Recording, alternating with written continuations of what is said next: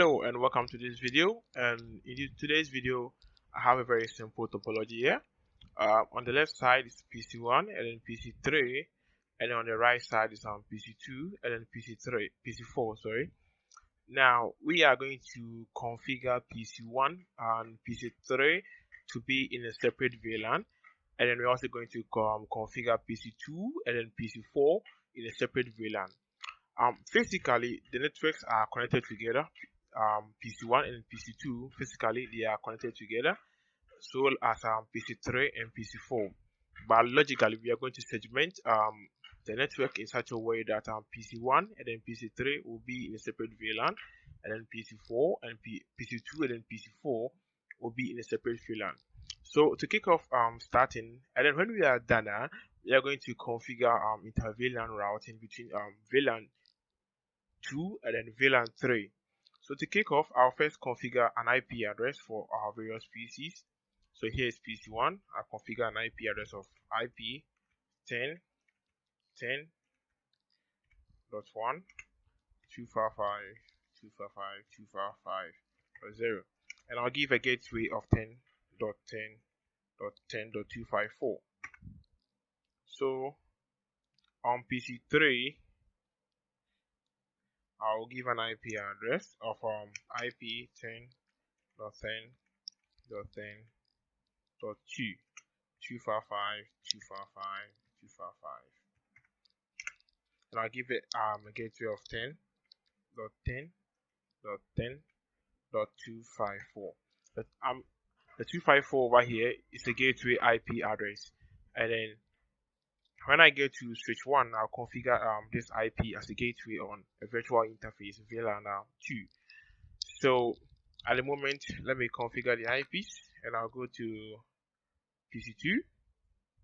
PC2 is going to run on IP 10.10.11.1 255.255.255.0, and a gateway of 10.10.11.254, and then I'll do same for PC4.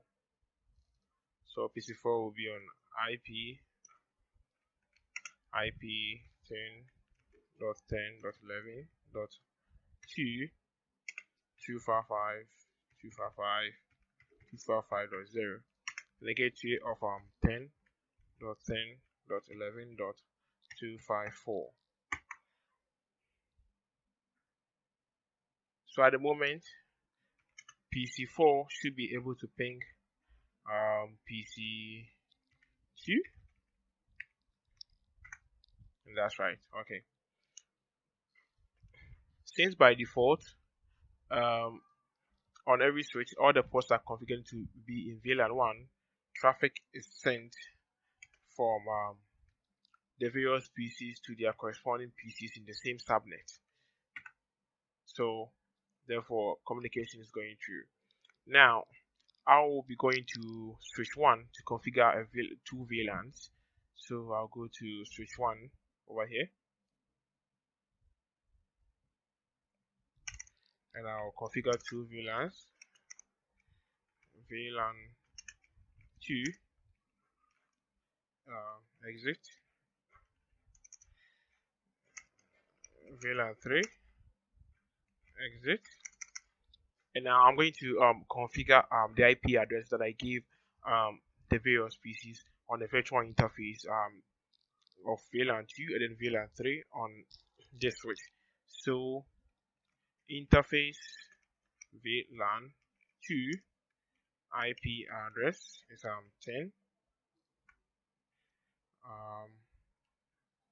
10.10.10.254 255.255.255.0, and now drop back to global configuration mode, and interface VLAN 3.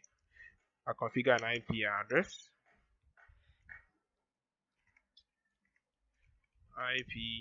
of 10.10.11.254, and then subnet mask of 255.255.255.0. and then I'll no shut the interface.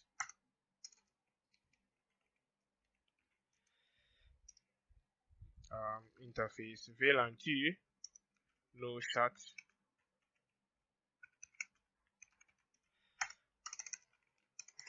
So show VLAN brief. So we have VLAN 2 and then VLAN 3 active. Currently they have no ports assigned to them.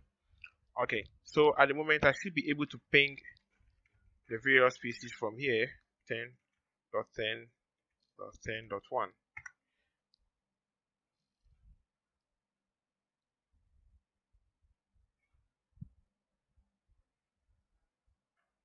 The packets are dropping. Let me try the ping again. Okay, and it's not working because we haven't configured an access port for the various PCs connecting to it. So don't worry, when you get there, I'll configure it. Right. So I have VLAN 1 and VLAN 2 configured on this switch. And then, as I said, I'm going to configure this part to be on a separate VLAN and then this part to be on a separate VLAN. And as we all know, creating VLANs means we have to have a trunk port, a trunk between two switches linking the various network ends together. So therefore, we're going to configure this interface on switch 1 and then linking to switch 2 to be a trunk. So at the moment, I'll go to switch 1, config T, and first of all, let me do show interface. Sorry, I have to click. Okay, show interface trunk. At the moment, there's no trunking interface configured, so I'll go to global configuration mode, interface. Let me see the interface connected to another switch. 0, 0. I can also do show CDP neighbor to see where my switch is being connected to. So it's on interface gigabyte 00 to switch 2. Okay, so interface gigabyte 00, and then switch port mode, switch port trunk encapsulation.1q, and then switch port mode dynamic desirable to auto negotiate with the other switch to form a trunk. At the moment, I should have a trunk interface configured. So show interface trunk, and there we go. And let's confirm from switch 2. Show interface trunk. Yes, and it has auto negotiated, and then trunking has formed. So what am I going to do next? I'm going to put PC1 and then PC3 in a separate VLAN. So gigabyte 0, then gigabyte 2. Okay.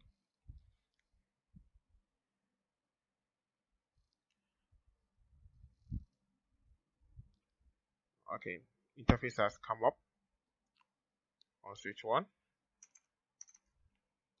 So at the moment, I'm going to put the various interfaces to their respective VLANs. 0/1 switch port access VLAN 2 exit interface 0/1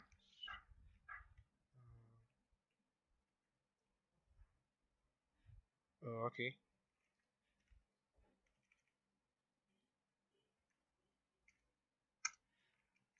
switch port access VLAN 3. So I'll do end and I'll do show interface, show VLAN brief. At the moment we have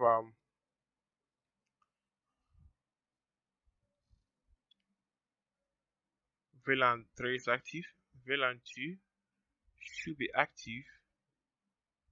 Oh, okay. Let me do the configuration again. Config T.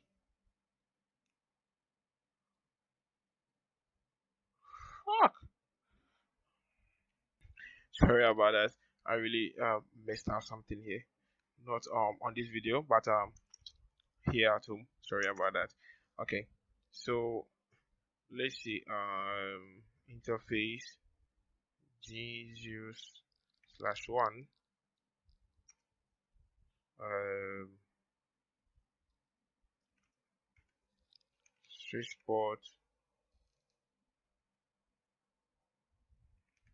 switchport access VLAN 2. So yeah,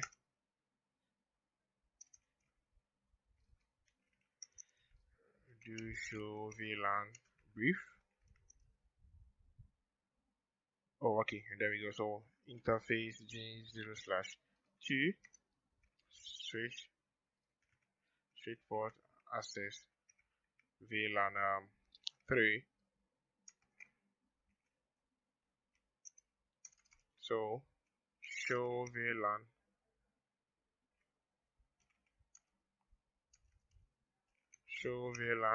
brief. So at the moment VLAN 2 has been configured for gigabyte 01, which is connecting to PC 1. Then gigabyte 02 is in VLAN 3, which is connecting to PC 3. So I should be able to ping PC 1 from here. Should work this time. Yes, and it's working. It's working.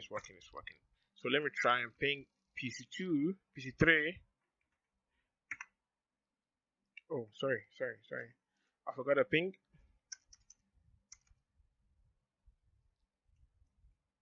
Yeah, so I had to wait for a while. That's why I paused the video.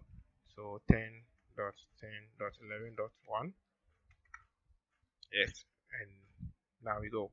So at the moment, Inter-VLAN has been configured on router switch 2. You have an Inter-VLAN here, so PC1 should be able to ping PC2. So let's give it a try.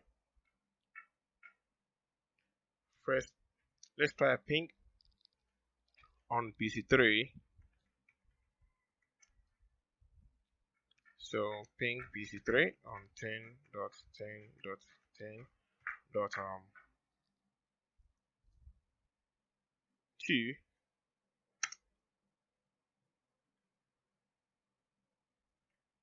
Okay, it's not working because there's no VLANs configured over here, and I'll do so.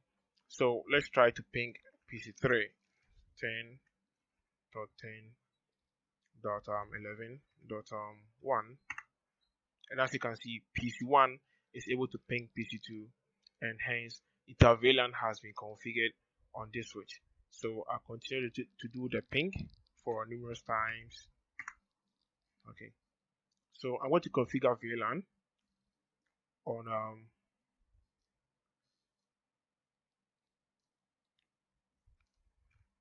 switch 2. So VTP status is 5. Or without wasting much time, I can just configure VTP to propagate VLAN information to the other switch. So I'll do config t VTP domain CCNA, and I should have my VLAN information propagated to switch 2 since there's a trunk. So run the command again, and there we go. Show VLAN brief, and there we go. It's active. So it's now down to putting these respective interfaces into the separate VLANs. Okay, so on switch 2, config t interface 0/0 switchport access VLAN 2 exit. So I run the command again, interface 01 switchport access VLAN 3, and now do show VLAN brief, and as you can see, the ports are active. So at the moment, let's try a ping to PC1 from PC3.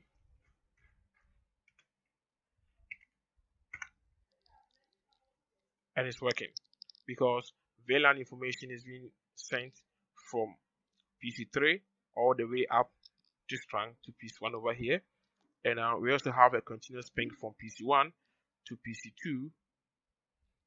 This is the IP address for PC2, 10.11. And we can verify from here. This is PC2, 10.11, 11.1, sorry. And the ping is working. So that's how to configure Inter-VLAN between switches. So at the moment, IP routing is enabled on switch 1.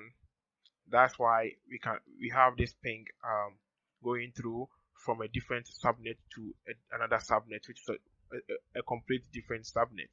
So there's a command at the moment IP routing is working. So like, let me show you. Show IP route. Show IP route.